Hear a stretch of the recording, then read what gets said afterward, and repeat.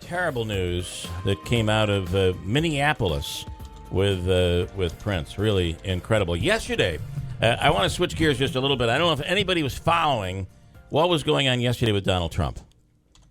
And there was a massive and incredible change yesterday. Now, as we watch Trump, we see a lot of times what happens is he'll make a bit of a change, and then the next day he'll come back and he'll be the old Trump, and he's ripping on people and building walls and making the Mexicans pay for it.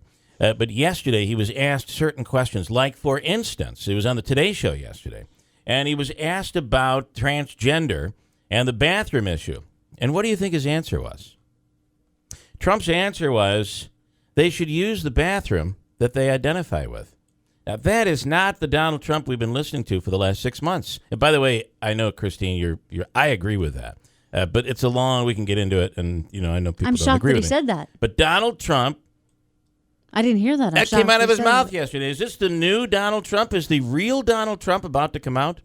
And the question would be, who are we talking to now, Andrew? John Decker. John Decker from Fox News is standing by right now. What does the rest of the world think? And we're watching this every day. They're taking the crazy headlines and consuming them. John, what are the world leaders? What's the rest of the world look at when they're looking at Donald Trump? Well, if you look, good morning to you, by the way.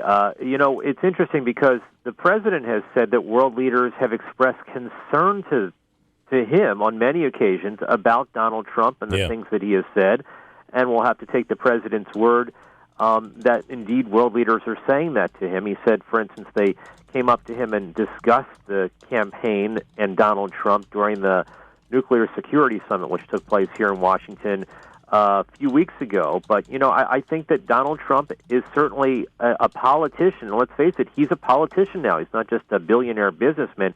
He's a politician that we haven't seen the like of perhaps ever. Yeah. Speaks his mind, is not concerned about being politically correct, although, your lead into our discussion gives you a sense that perhaps he is a little bit politically correct. I don't know. Maybe that's just simply the way he feels about this issue. What's interesting is yesterday when he did his speech, he used a teleprompter. Mm-hmm. There was a written speech. So these new guys that he's hired on his team are basically saying, all right, you've gotten this far, it's amazing, but now we're going to control you. Could that be? Could this be a bit of a mistake? Because it's the rogue Donald Trump that's got him where he is. Well, here's what I think the calculus is for the people that are advising Donald Trump right now. The calculus is, and Donald Trump has said this himself, the people that are supporting Donald Trump are not leaving Donald Trump. He's got them, right? Right. He even said something like, I could shoot someone on Fifth Avenue and they'd still support me. Yeah. And to some extent, that's true. So now he's got to reach out to folks that have not supported him. And that, I think, is the reason for the new tack that he's taking in the campaign. Although I do have to ask you, John, what are your thoughts?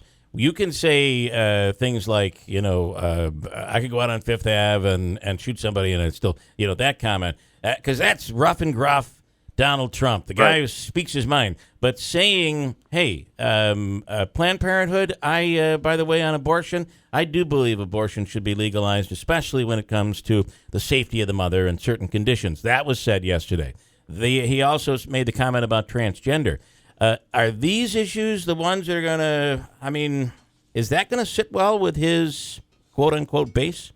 Well, with the base, they know that he's been all over the map on a variety of issues, whether you're talking about the social issues like the ones you just talked about, or even issues like the war in Iraq. He's been on both sides, right? Yeah.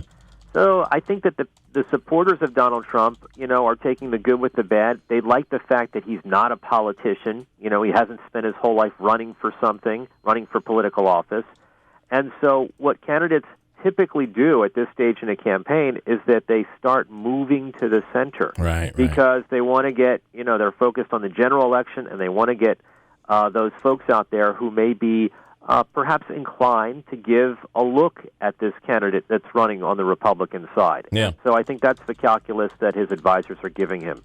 Just close your eyes for 1 second. Go back 1 year. Imagine this whole year without Donald Trump. I can't imagine it. Can't imagine it. All the fun we would have missed. Holy exactly. moly. It really would be such a different race. We'd be talking about how Jeb Bush is the nominee for Republicans, perhaps. Yeah. Who knows, right? Because, boy, let's face it, Donald Trump, every candidate who is no longer in the race, he had a nickname for him, Yeah. and I think that nickname hurt them a lot, No right? doubt Whether about it's Little Marco or Low Energy Jeb, we remember all these, and Yeah. now he has a new one with Crooked Hillary. Crooked Hillary. Yeah.